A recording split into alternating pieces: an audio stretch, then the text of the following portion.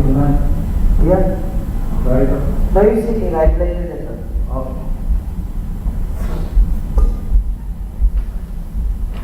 What about No.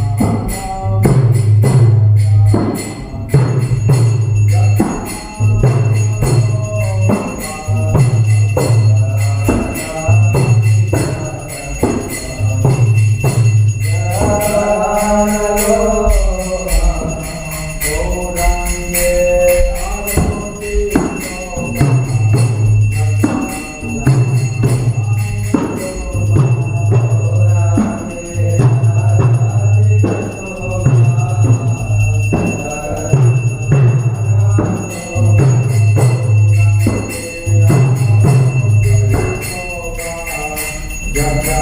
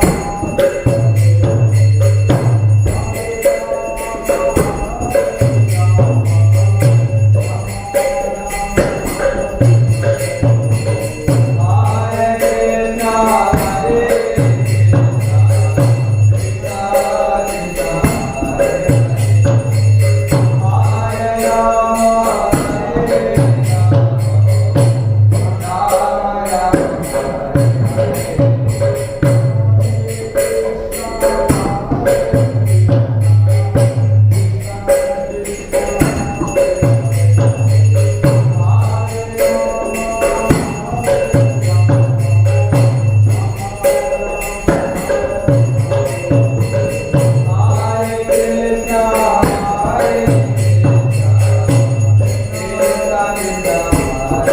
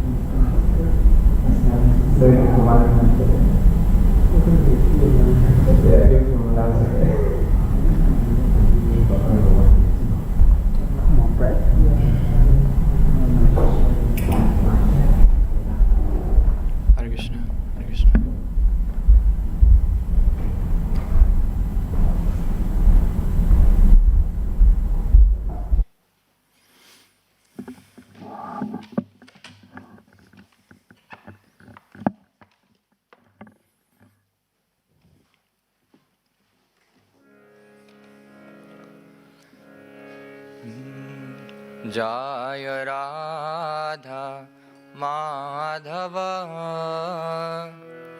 Kunj Bihari.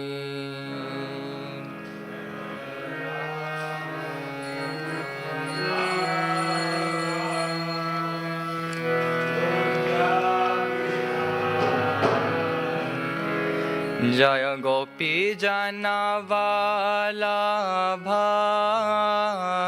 Girivardhari. Jai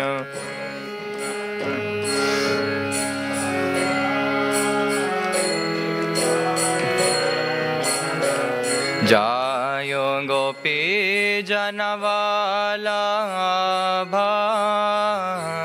Girivardhari.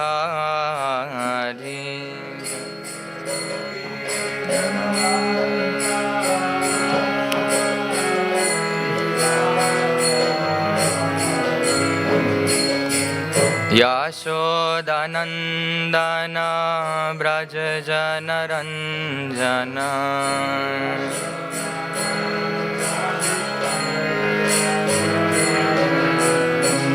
यशोदनन्दन Vraj जनरञ्जन।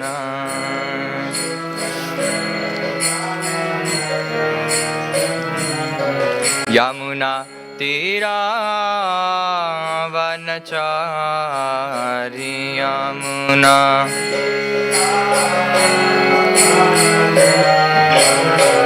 Yamuna तीरावनचारी।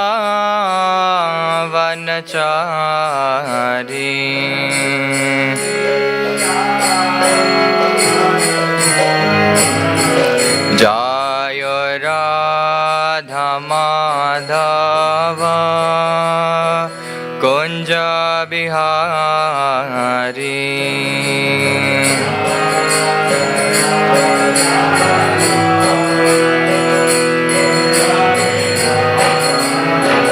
Jai Radha Madhav Kunj Bihari.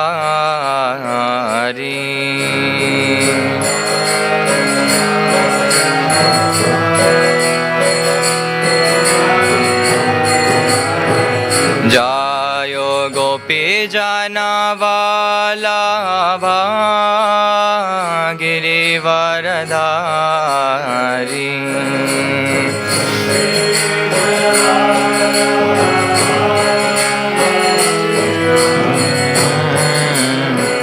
Jai Gopi जनवल्लभ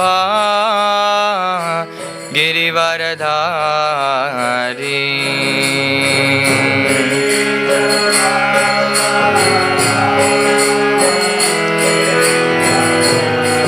Hari Yashodanandan Vraj जनरञ्जन।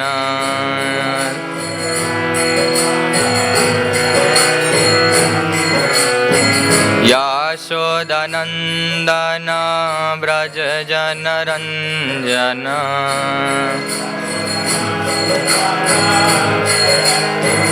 Yamuna तीरावनचारी।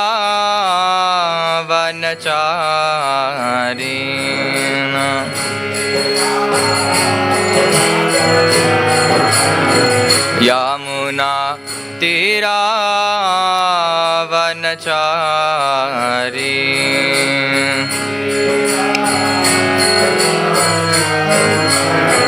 Hare Krishna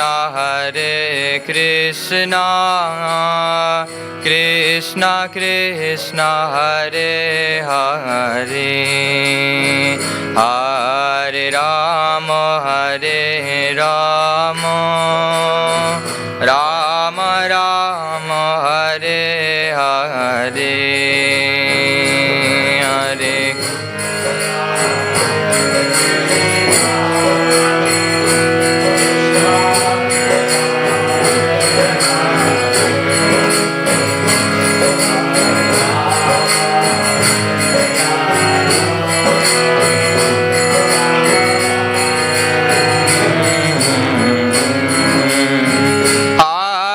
Krishna Hare Krishna, Krishna Krishna Hare Hare, Hare Rama, Hare Rama, Rama Rama, Hare Hare.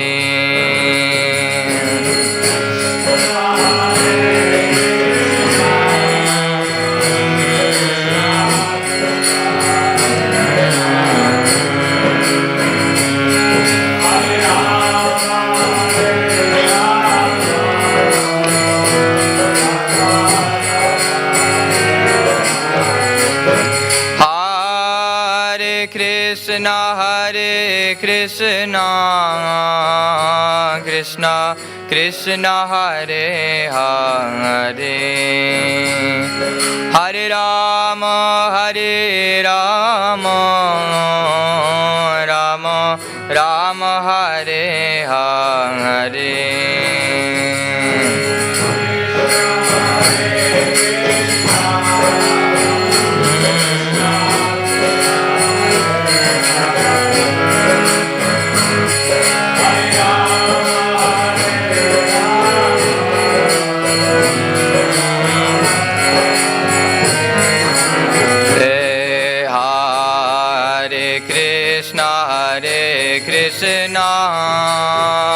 Krishna Krishna Hare Hare, Hare Rama, Hare Rama, Rama Rama, Hare Hare, Hare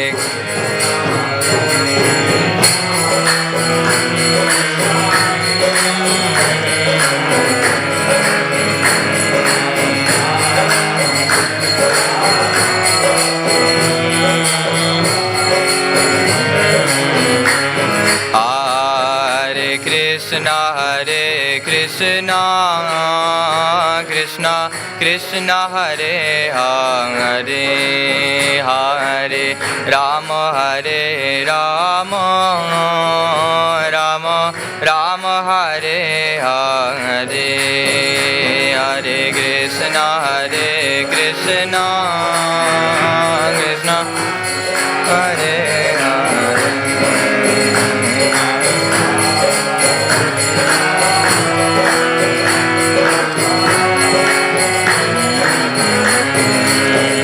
Jaya Radha Gokula Nanda Sri Radhe, Jaya Radha Gokula Nanda Sri Radhe, Jaya Sita Ram Lakshman Hanuman,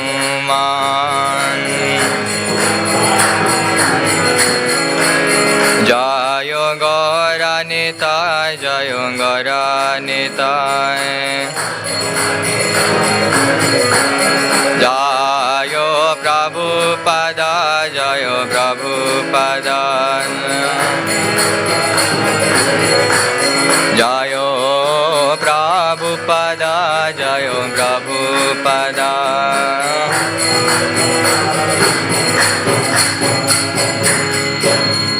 Nitai Gaura Premanande, Hari Hari Om.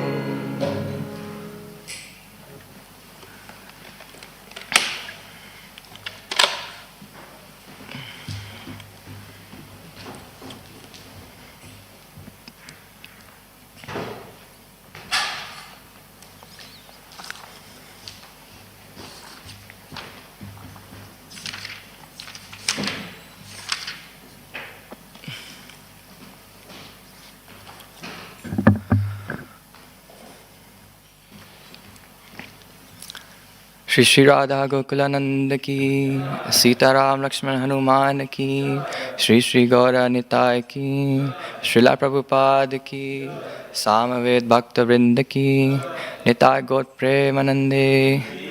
All glories to the assembled devotees. All glories to the assembled devotees. All glories to the assembled devotees. All glories to Sri Gauranga. All glories to Srila Prabhupada.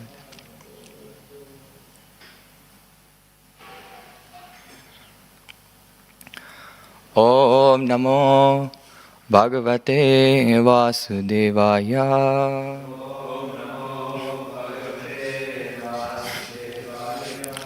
Om Namo Bhagavate Vasudevaya.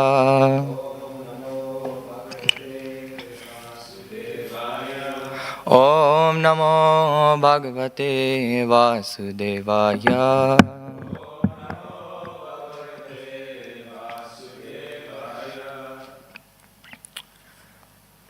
So tonight we are reading from chapter 2, contents of the Gita summarized, text 54. We'll start with the Sanskrit. Arjuna Vacha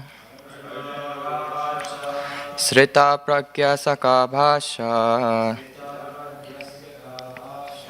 Samadhisthasya Keshava Sthitadhi Kim Prabhasheta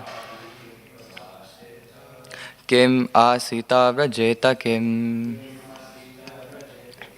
Arjuna Vacha Sthita Pragya Saka Bhasha Samadhisthasya Keshava Sthitadhi Kim Prabhasheta Kim Asita Vrajeta Kim. Arjuna Vacha Sthita Pragya Saka Bhasha Samadhisthasya Sakeshava Sthitadhi Kim Prabhasheta Kim Asita Vrajeta Kim.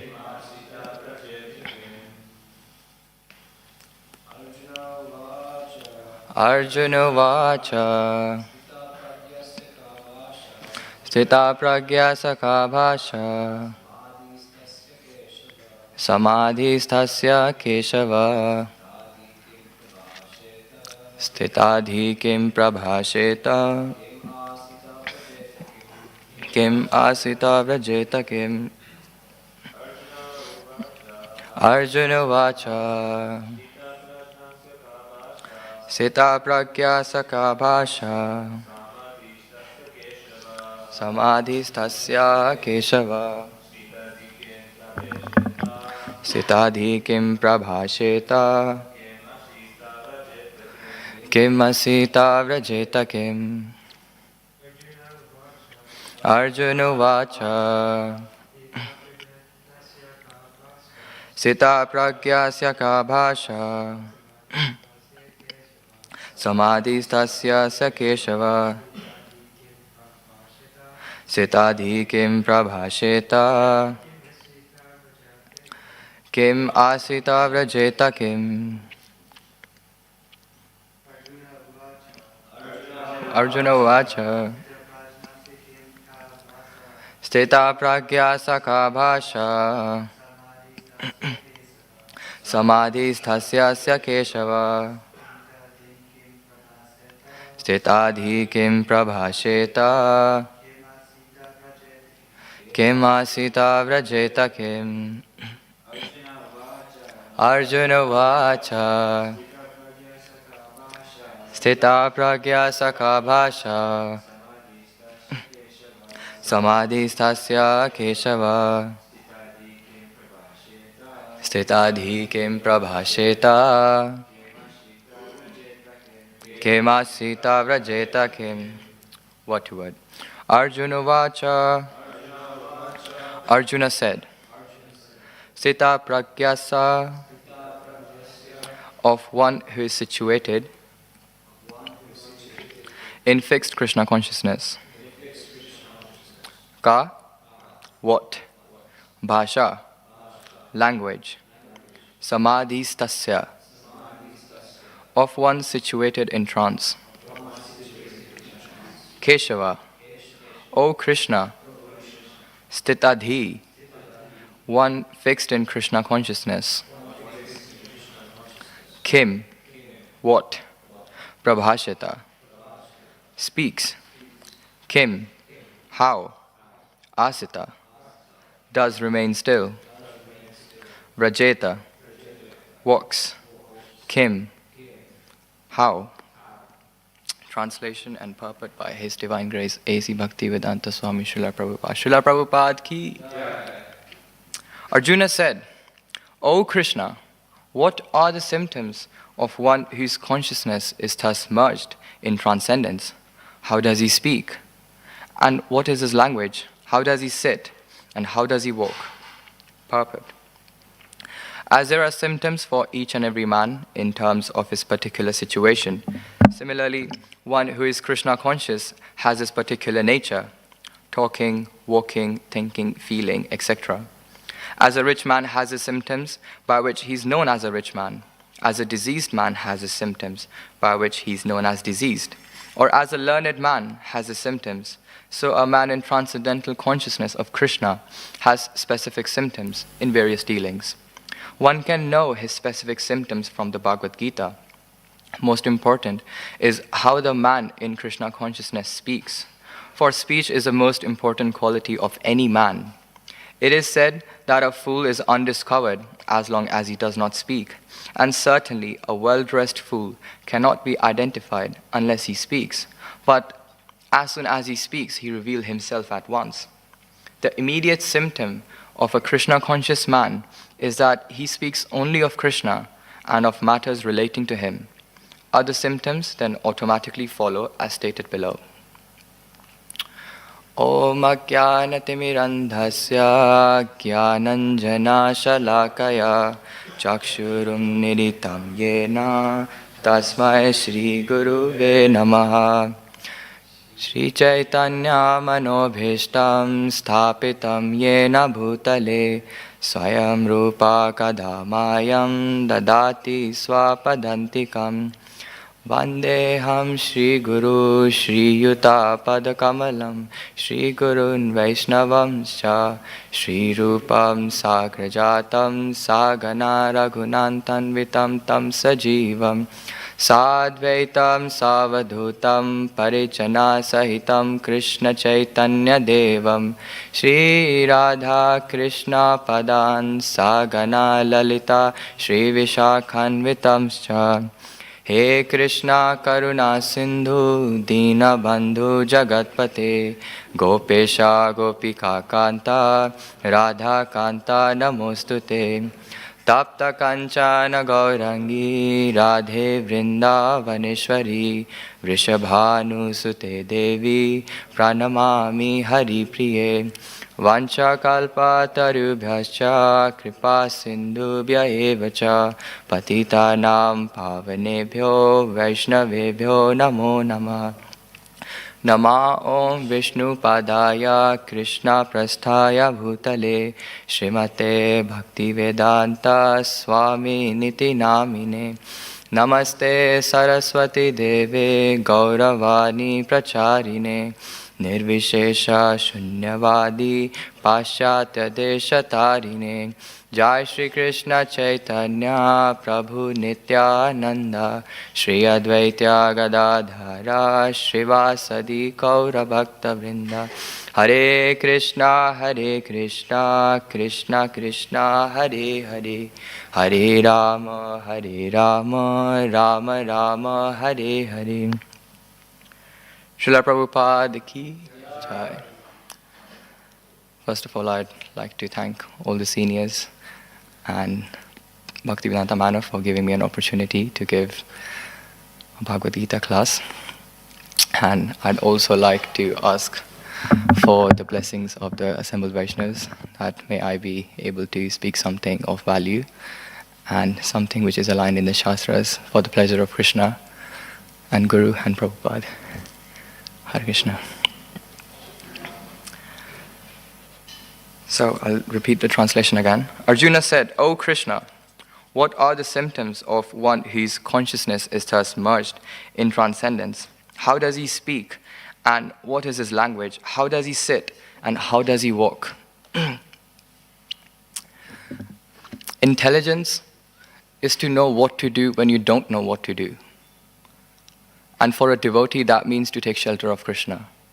And that's exactly what Krishna is doing since the verse 2.7. Karpanya dosho pahata svabhava prichhami tvam dharma samudacheta yat shreyasya nishchitam bruhi tanme shishyasteham shadimam prapanam.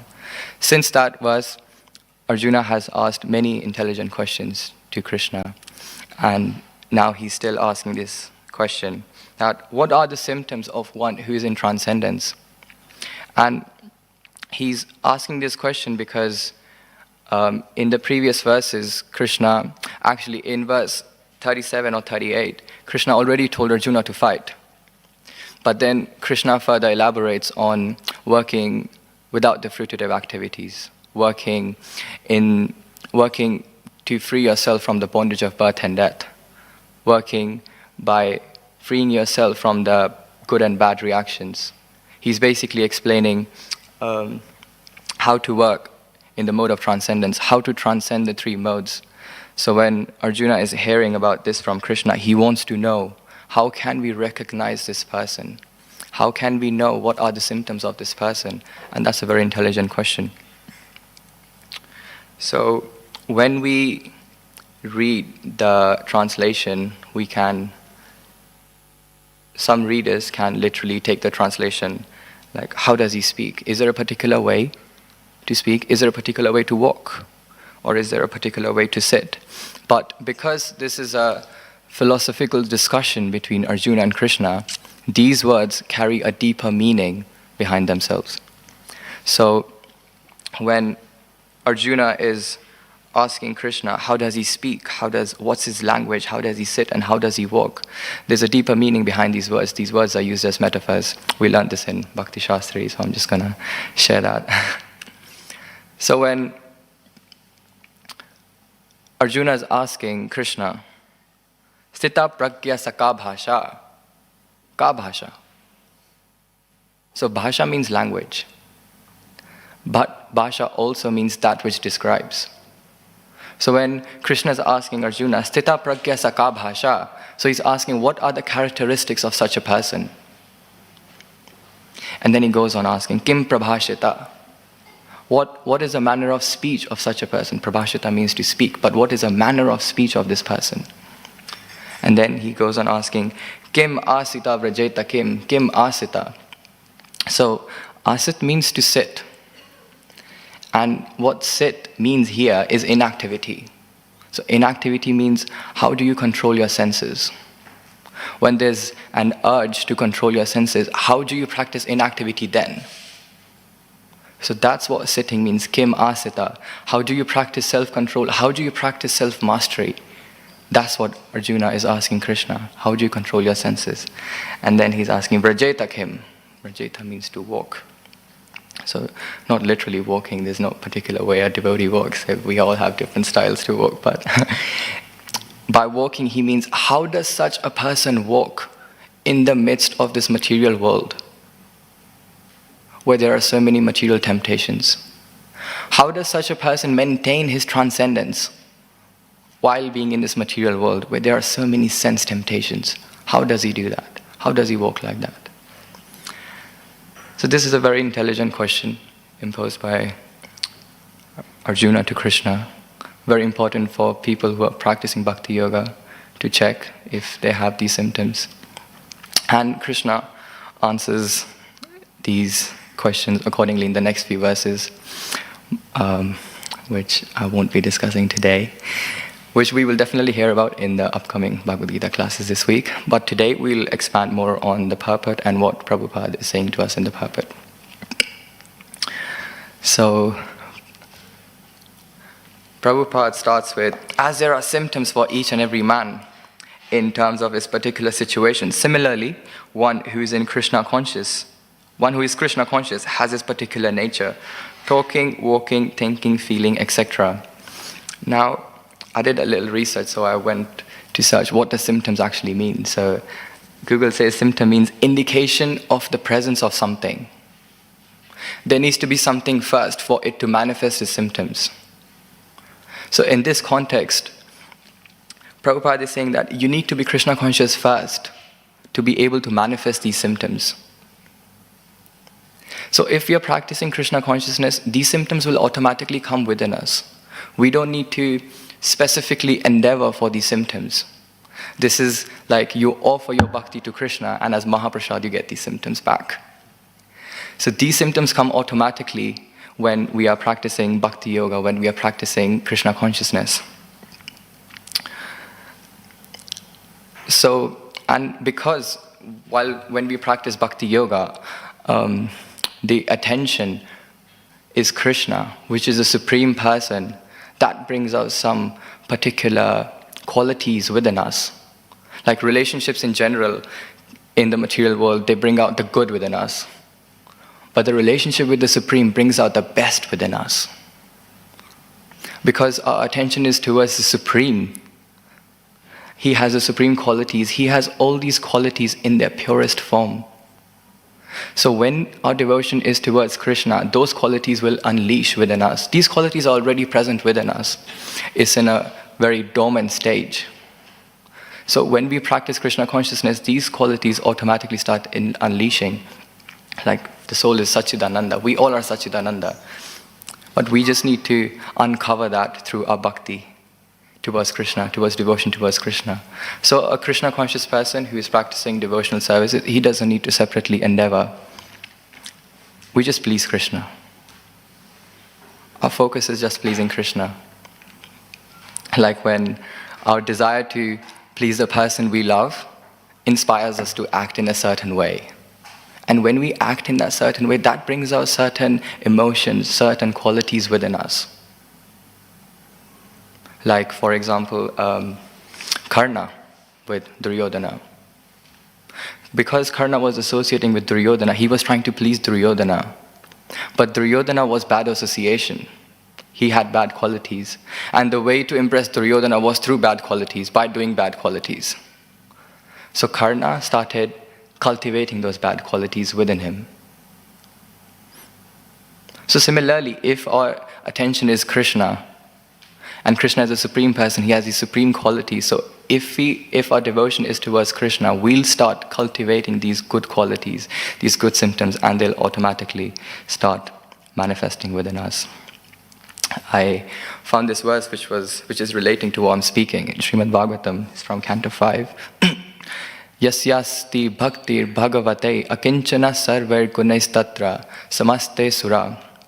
For one who has unflinching devotional faith in the Supreme Personality of Godhead and is engaged in his service, all good qualities become manifest in his person. So, yes, these symptoms come automatically. And then Prabhupada is further explaining through the analogy, as a rich man has his symptoms by which he's known as a rich man, as a diseased man has his symptoms by which he's known as diseased, or as learned man has his symptoms. So a man in transcendental consciousness of Krishna has specific symptoms in various dealings. One can know his specific symptoms from the Bhagavad-gita. Now when I read this statement, I was contemplating why would Prabhupada mention this statement? If a person is practicing bhakti yoga, why would he want to know the symptoms? His focus is Krishna. So why is he focusing on the symptoms? Why is he focusing on the byproducts of bhakti? If the focus of a man in transcendence is Krishna, why would he do that? And then I clocked that there's 4 types of people who come to Krishna. And one of them is inquisitive. Those who have a lot of questions. Those who like to inquire from Krishna. Inquire from the scriptures, inquire from the Guru. So this statement, from my understanding, can be applicable to the inquisitive people who want to know, who can either take the path of developing these symptoms first and then get to Krishna. But the best ones are the transcendentalists who focus on Krishna and then these symptoms come automatically. But there's different ways to reach Krishna. So either you can develop these symptoms first and then go to Krishna, or just focus on Krishna and these symptoms will automatically come within you. And Prabhupada says next line, that most important is how the man in Krishna consciousness speaks. For speech is the most important quality of any man. Speech is the most important quality of any man. You might be very meek and humble, you might be doing a lot of service, but speech comes first. Vacho vegam, manasakrodha vegam, jiva vegam, udaro pashta vegam. The first instruction of nectar of instruction is vacho vegam. It starts with vacho vegam. Tolerate the urge to speak. Nectar of devotion also says that no one can understand Krishna as he is by the blunt material senses, but he reveals himself to the devotees, being pleased with them for their transcendental loving service unto him, which begins with tongue. Bhakti Rasamrita Sindhu 1-234. So, why is controlling the tongue so important? Why is it so important? Why is there so much focus on speech? The urge to speak. The first instruction of nectar of instruction is vacho vegam. Speech. And then, while I was just contemplating these verses came to my mind, and we chant these verses almost every day, twice actually. Tar madhya jivayati, lobha moy sudurmati, takhe jata kathina samsare. Bhaktivedanta Thakur says that the tongue is the most voracious and verily wicked. It is very difficult to conquer the tongue in this world. Out of all the senses, the tongue is the most difficult to conquer. And that's why that's why speech has a lot of importance, has a quality in a man. But then Bhaktivedanta Thakur further explains that Krishna bara doyamoy. Karibare jiva jai. Sa prasadana dilo bhai sayam nam rittapau radha Krishna gunagao. So the Krishna is very merciful. He tells you that we know that the tongue is very difficult to control, but they also give the solution. How to control the tongue. So he says that sayam nam rittapau radha Krishna gunagao. Honor the prasadam, honor the remnants which are offered to Krishna, and sing the glories of Radha and Krishna.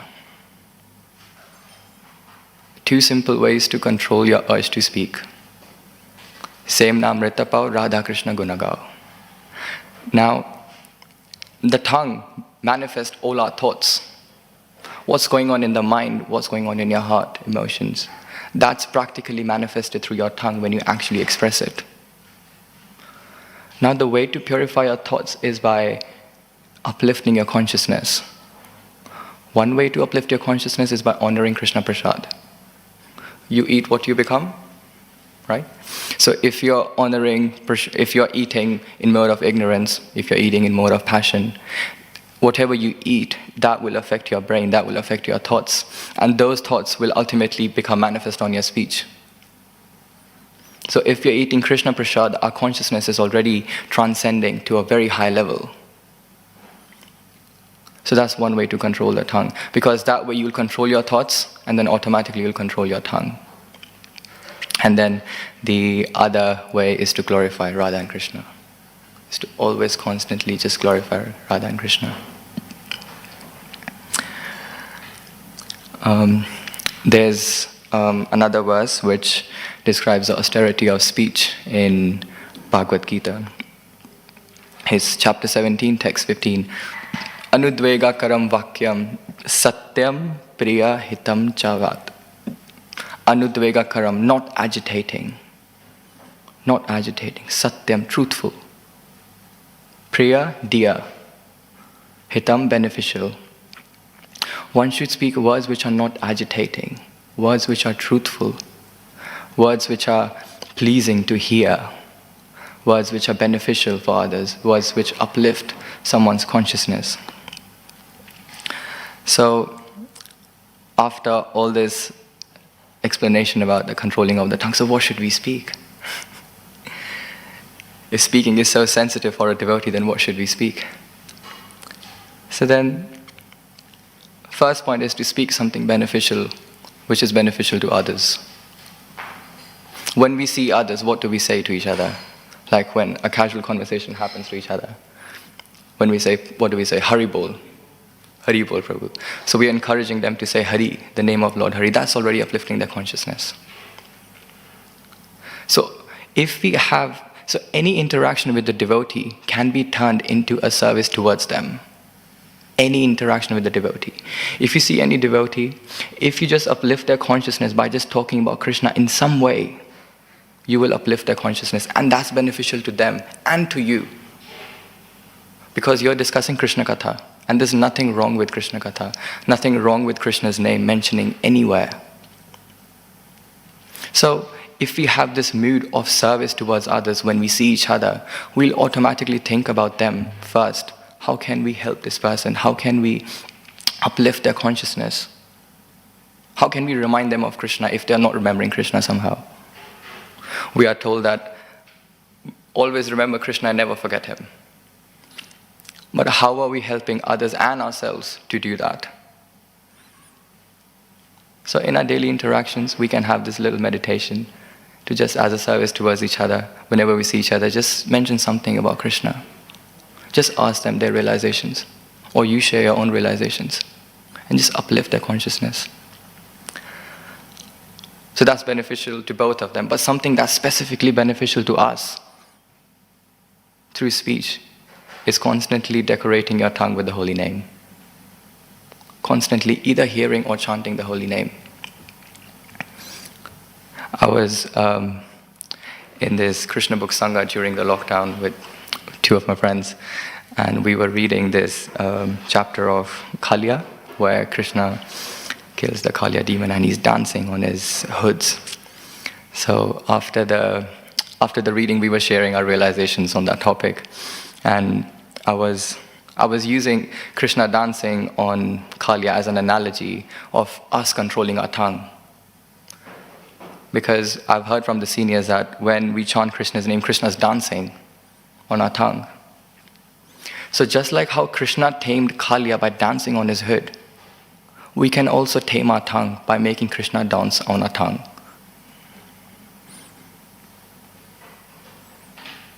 If Krishna is constantly dancing on our tongue, there's no way we'll make a mistake.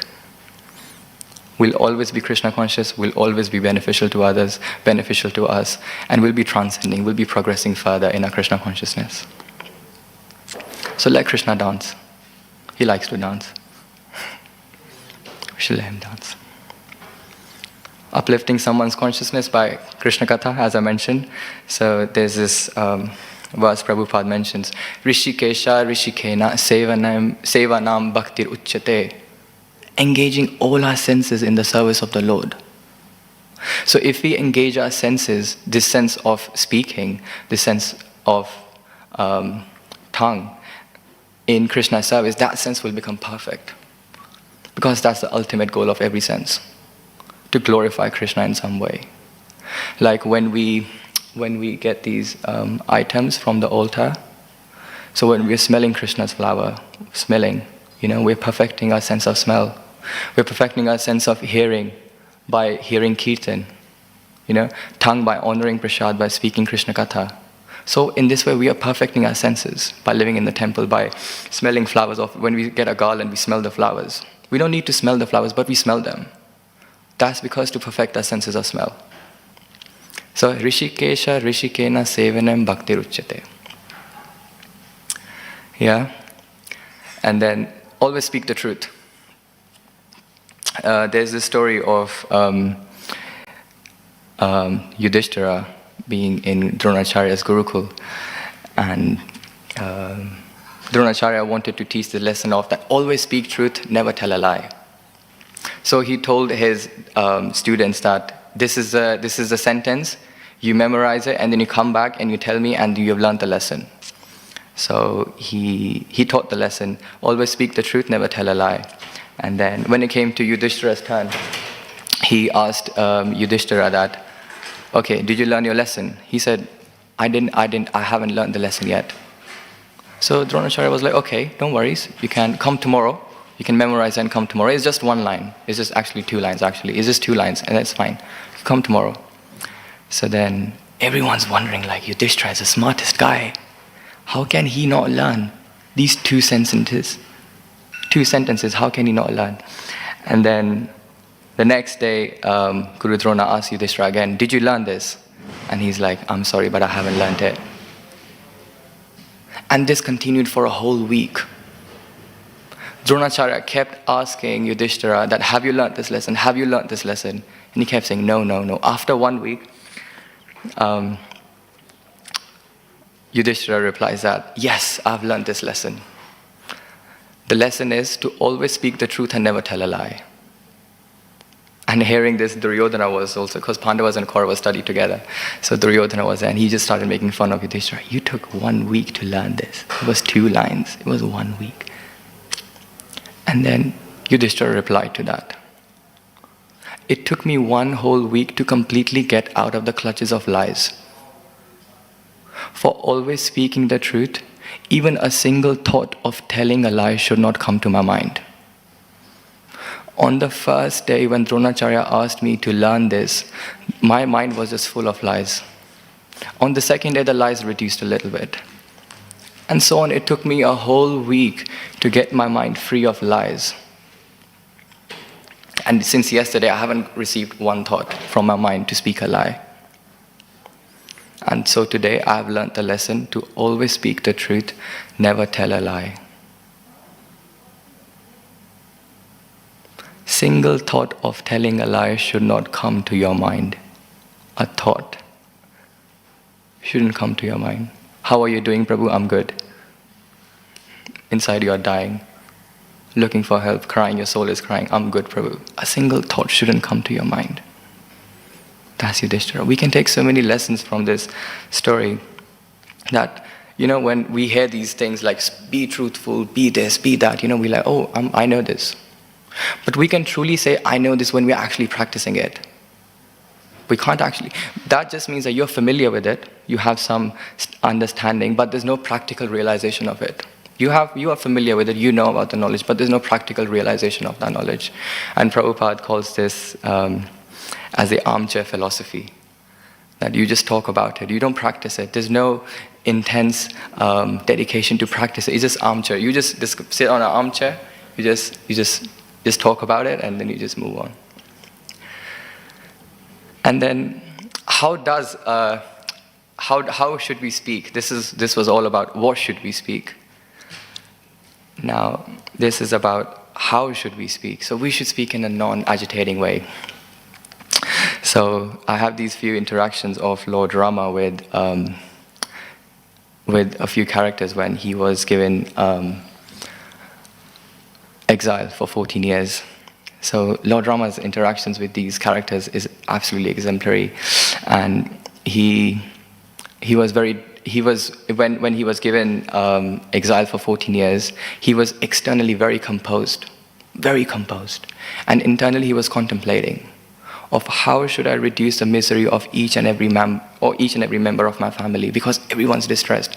Kaikeyi is distressed in a different way. Dashratha is distressed in a different way. Kaushalya, Sita, Lakshmana, everyone's distressed in a different way. So how can I speak words, present myself in a way that is non-agitating to others? So he goes to Kaikeyi and he says to Kaikeyi very gently that, I considered you to be my mother. And I thought that you considered me to be as your son as well.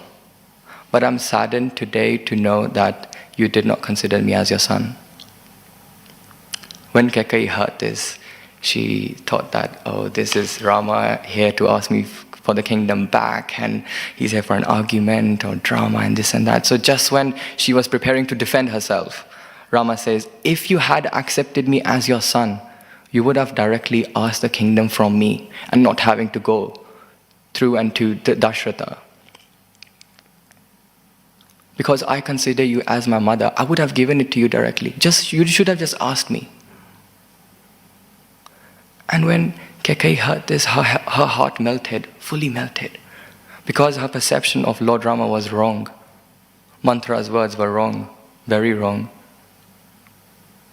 So Lord Ram, he spoke in such a way that it just melted Kaikeyi. And Kaikeyi was a very important character to tame in that moment because she was very hostile towards other family members. So to calm her misery down, Lord Ram exhibited how to present yourself so that you can reduce others' misery. And then later on, Kaikeyi regretted her decision because of Lord Rama's behavior towards her, how he treated her. And then Lord Ram went to Dashratha. Dashratha was distressed. He couldn't even say Lord Rama's name when he came to the room. And the first thing he says is, "Father, I feel no resentment and I'm ready to go to the forest." Now Dashratha is very emotional, and Rama knows that he's very emotional. So he's trying not to be emotional. Because if he starts being emotional, that will add to the misery of Dashratha, and it will make very hard for Dashratha to give him his blessings and let go of Ram. Even harder. It's hard already, but it will make it even more harder. So Rama just composed himself. And then he prepares for exile and he comes back and he says that, and then Dashratha's like, "Stay for just one more day. Just one more day. Let me give you all the opulence.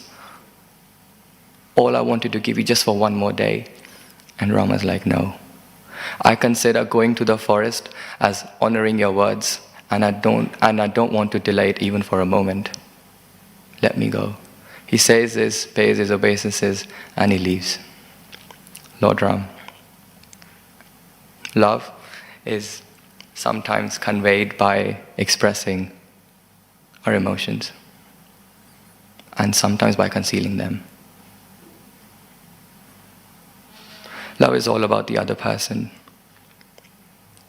If you expressing your emotions and your love towards someone will increase their misery, we shouldn't do this, because that's agitating their mind.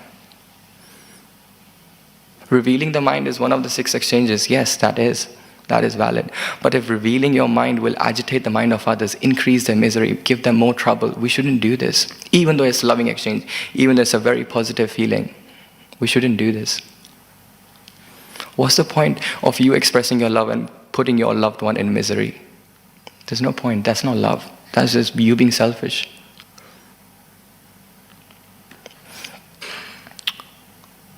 So that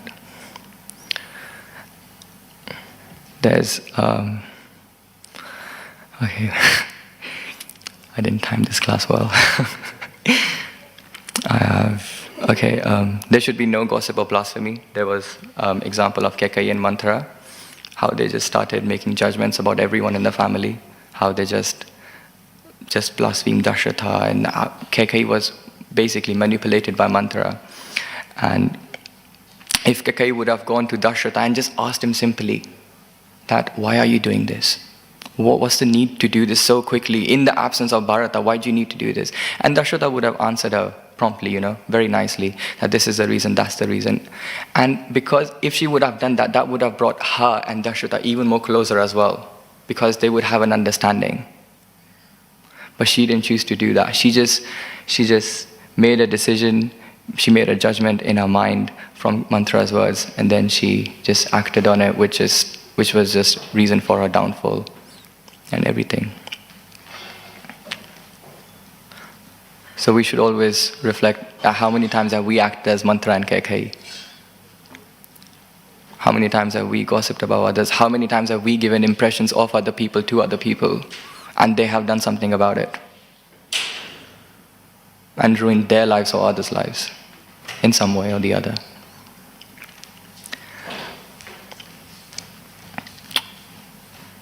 So yeah, I'll end this class with Sutapa Prabhu's question to His Holiness Bhakti Charu Maharaj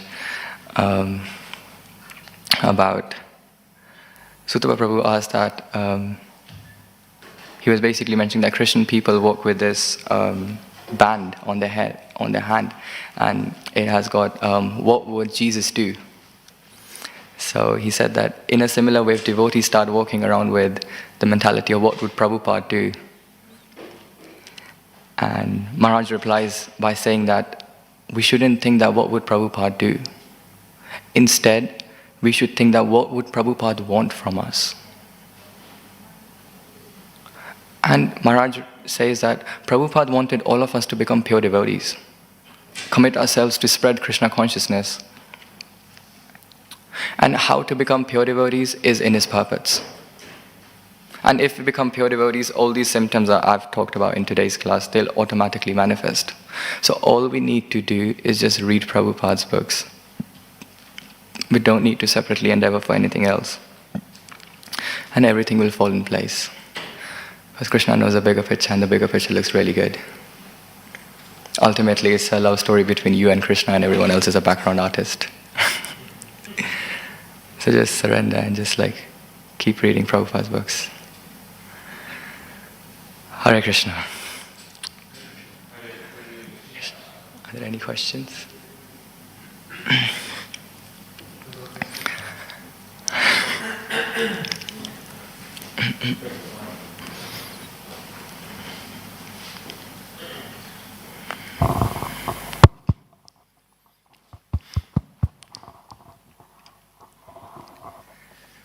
Hare Krishna. Hare Krishna. You mentioned we tend to loosely tell lies. Like if someone might ask us, "Oh, how are you?" and you just say, "I'm good," just so you can carry on with your day. How can we get out of that loop of doing this? Because when someone asks you, "How are you?" we also know that they're not really asking, "How are you?" in the way, we're not always, they're asking how are you in a deep way. So I think it's kind of we know that they're not really asking, so we just don't bother to answer properly. But sometimes someone might actually be like, okay, how are you? How are you really? And you may just miss that completely. So how can we practically get out of this loop of thinking in this way? I actually asked this to Ananta Gopal Prabhu. It's a very good question. Because you see devotees here so much, that's the first thing you see, and you're not good, and then you say good, so you just feel guilty as well deep inside. So I asked him, what do you reply when people ask you, how are you? And then he mentioned that, do you really want to know my mind? Do you really want to know my mind? And if then the devotee says that, yes, then you can go on and explain it. But if not, then you can say that, yes, Prabhu, could be better, Krishna's mercy. We could always be better. There's always space to become better. So there's a smart way to not answer it, but to also answer it truthfully. And that comes through practice, contemplation. We haven't really thought about these things, We say that we struggle with this, we struggle with that, but we haven't really contemplated or thought of it. These are very simple things. Just answer it cleverly. Just answer it the other way. Yes, Hare Krishna. Thank you, Ashish Prabhu, for your class. Really insightful. I had a question from the purport. The last line of the purport, Prabhupada writes, "Other symptoms then automatically follow." So maybe you could expand a little bit on, how does speech lead to other symptoms manifesting? Other symptoms then automatically follow. So once you have perfected your speech, you already know how to interact with devotees. You know how to approach a pure devotee of the Lord and ask for their mercy. How to interact with devotees, how to speak pleasingly to devotees. So when you are practicing your speech, you are actually practically applying it in every sphere of your life, because speech is practically used everywhere. And because this is used everywhere, that will give you benefits from everywhere. So when we are interacting with devotees pleasingly, in a very pleasing way, truthful and non-agitating way, so the devotees will eventually help us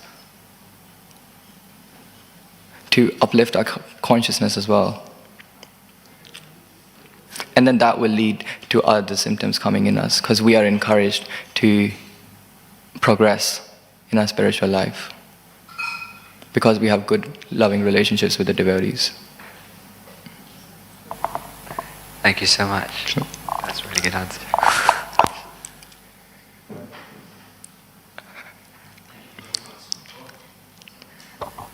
Thank you, Prabhu, for your class. Very inspiring.